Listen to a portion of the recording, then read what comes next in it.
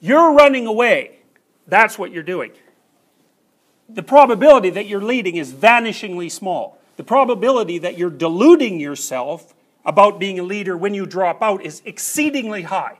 So the right assumption is if you drop out, you're useless and lazy, as well as arrogant and resentful.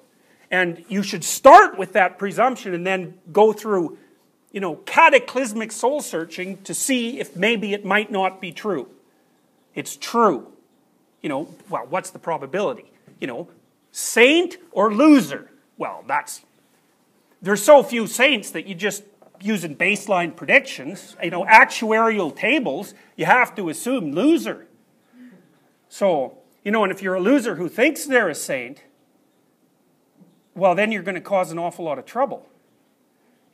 So, and a lot of that happened in the 60s. So, the 60s generation likes to think about themselves as admirable rebels. It's like, yeah, let's check a bit for some self-serving tendencies there.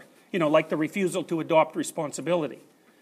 And that's always lurking underneath like a revolutionary facade.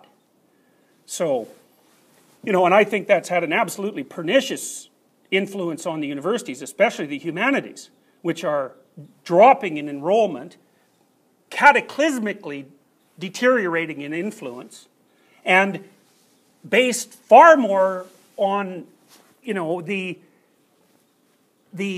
would you call it? The idea that you have a moral imperative to be a radical activist. It's like, no, you have a moral imperative to be useful and honest. That's a whole different thing. If you want to change things, fair enough. But don't be thinking that change isn't dangerous and that you're right. It's highly unlikely. So anyways, my point is, there's an archetypal way of representing the Great Father, and the archetypal way is tyrant or benevolent dictator. It's something like that, and you don't get to just say one of them. Now, here's a way of thinking about it historically. You could say that once, these are archetypal and religious representations, so you could say, well, roughly that's God the Father, and God the Father you see there is ruling over a walled city. And the walled city is the Father as well, because it's an enclosed space that's keeping chaos out. And there's a hierarchy in there, a dominance hierarchy, and everybody's slotted in the hierarchy. And you could think of the dominance hierarchy and the value hierarchy as the thing that manifests itself as the Father, symbolically speaking. So, and that you're protected by the fact of the hierarchy, even though it also oppresses the hell out of you. Maybe you're like a serf, but maybe it's better to be a serf than to be someone alone in the middle of a battlefield, That's certainly possible. You can make a case for that anyways. So then you look at that and you think, well, is that tyranny or security? And the answer is, well, it's both. And what's the balance? And what you hope is, well, let's have a little more security than tyranny. And then what's your moral duty? Well, to ensure that the Great Father, who you are not bloody well going to get rid of, and you better not, because you'll end up like the Mesopotamians when they slew Apsu. You remember what happened to them, right? Apsu was Tiamat's consort. He was the masculine element, chaos and order. As soon as the ancient gods were formed, they made a lot of racket, and they were really careless, and they killed Apsu, and then they lived on his corpse. Well, that's not a very good idea, because then Tiamat comes, swarming back, and the probability that she's going to do you in with all her monsters, unless you really pay attention and speak properly, is very, very high.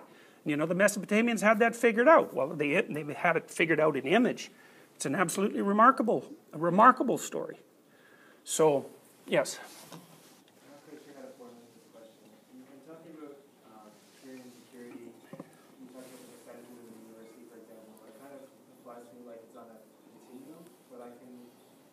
Imagine times where it wouldn't provide much security and it wouldn't provide much tyranny, or it would provide a lot of both. Do you think these are kind of orthogonal or believably correlated? Okay, there's two questions in there. One of the ones was sometimes it would provide a lot of both. Well, I think that's what happens when you're subjected to extraordinarily high standards. Is that order or chaos? Well, it's both. you know, because there's massive benefits in high standards. The problem is they provoke anxiety and they're very hard to attain. Does that make them bad? There's no saying. It makes them bad and good. And it's even more complex than that, because whether they're bad or good depends on how you react to their imposition. If you discipline yourself and straighten yourself up and learn a tremendous amount and achieve the high standards, that's way better for you than if the high standards weren't there. But they're also going to crush people. You know, they're going to crush people for all sorts of reasons. They're going to be really hard on people who just aren't that fast, even if they work really hard. Or they're going to be really hard on people who are quite fast but really don't work very hard. They're going to be hard on people who, you know, have impediments to their progress in one unfair way or another. So the tyrannical element is exactly there. So, you know, I think the whole bloody thing degenerates into tyranny when the people inside it are doing nothing but lying. That's the pathway to tyranny. You know, and I would also say that that's the hallmark of the adversarial personality. You know, we've talked about the great mother, creation and destruction, and the great father, tyranny and security, but on top of that is the individual, and there's the part of the individual that's heroic, and I would say that's exploratory, attentive, and capable and willing to articulate the truth insofar as that can be conceptualized, and then his polar opposite, which is, well, the opposite of that. Willfully blind and deceitful at every possible opportunity. You know, and there's certainly an interaction between all three of those levels. You know, and I think that's part of the reason. You know, one of the things that happened in Christianity was that the serpent that was in the garden got associated with Satan. That's a very weird thing, you know. It's very unlikely when that story first emerged that the serpent had any association with the idea of the adversary at all. But as the story developed through time, what happened was, if you construe the serpent as chaos itself, and maybe the negative element of chaos, it was easy to associate that with the tyrannical father, so there'd be a satanical element to that, and the adversary himself, right? Because it's all negative, so that's the connection between the three levels. And it took Western culture, roughly speaking, thousands of years to delineate that idea. You know, it probably didn't come to its full poetic flowering until Milton, and it's very little of it is in the Bible as it currently stands. Virtually nothing. Doesn't Satan literally translate into the adversary? That's one translation. Lucifer is also the bringer of light, though, weirdly enough. So, you know, it's one of these paradoxical situations, because it's also not always the case that your adversary is the devil, so to speak. It might be an angel in disguise, you know, and that's Jung's notion with regards to the shadow. You might think that it's evil, but it might be the thing you actually need. Now, lurking underneath that is the idea that there is absolute good and absolute evil, and I think you can make a case for that. In fact, I think the 20th century made a case for that, and I think that's what was decided at the Nuremberg trials after World War II, because the judicial decision was, there are some things you don't get to do, no matter what your culture is like, and no matter what your excuse is. You know, and the alternative to that was deciding, well, we can let you off the hook because you were following orders. You know, and people really debated that, and you can say, well, the Nuremberg judges were the Allied victors, and so they just imposed their own viewpoint, but I think that's pretty damn cynical. There's probably some of that, because things are tyrannical and benevolent at the same time, but, you know, accepting that judgment is a very peculiar metaphysical move. But rejecting it, that's also a very peculiar metaphysical move. You know, because basically what you say if you reject the Nuremberg decision is that what happened in the Nazi concentration camps had to be judged through the lens of cultural relativism. So you can say that if you want, but you know, it's not one of those things that you should do lightly, because, well, you run into Dostoevsky's problem. Dostoevsky's problem fundamentally is if there's no order, you know, hierarchical order, if there's no God, then everything is permitted. And you can walk down that road, but it doesn't lead to a very good place.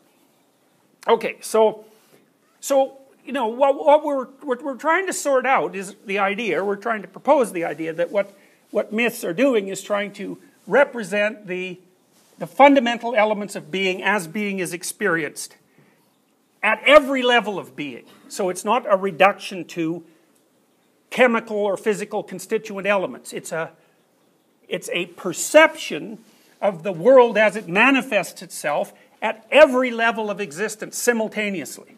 And it's predicated on the proposition that there's no reason to make any one of those levels primary from an ontological perspective. So what that would mean in part is that the web of relationships that you find yourself in is just as real as the physiological components of your cells.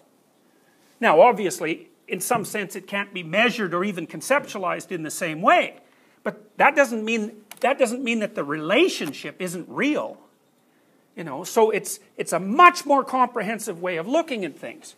And it tends to take on this dramatic and imagistic form, I think, because, well, first of all, it was acted out before it was understood, and second, images can capture all sorts of things that words cannot yet express, which is why we like looking at profound artistic images. They're filling us with information.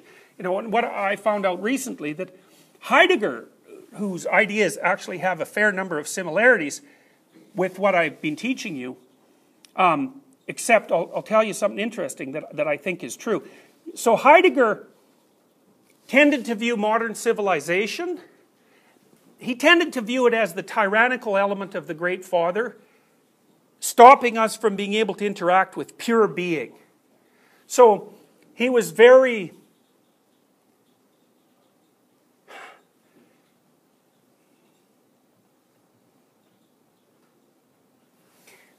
his proposition was that we reconnect ourselves with the positive element of being and produce a culture, a social culture that was much more benevolent.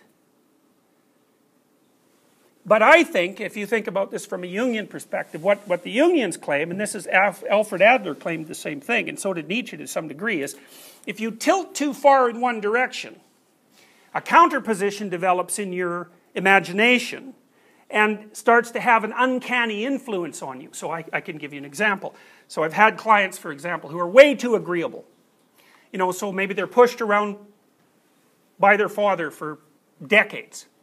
And, you know, one of the ways they react to the hyper-aggression of their father, or the dominance of their father, or maybe their own weakness, is that they classify dominance and aggression as evil and then refuse to engage in it. Of course, that just weakens them further. But then they harbor resentment, you know. And so one of the things Jung suggests is that if you get gripped by an emotion, you need to let it manifest itself in a fantasy.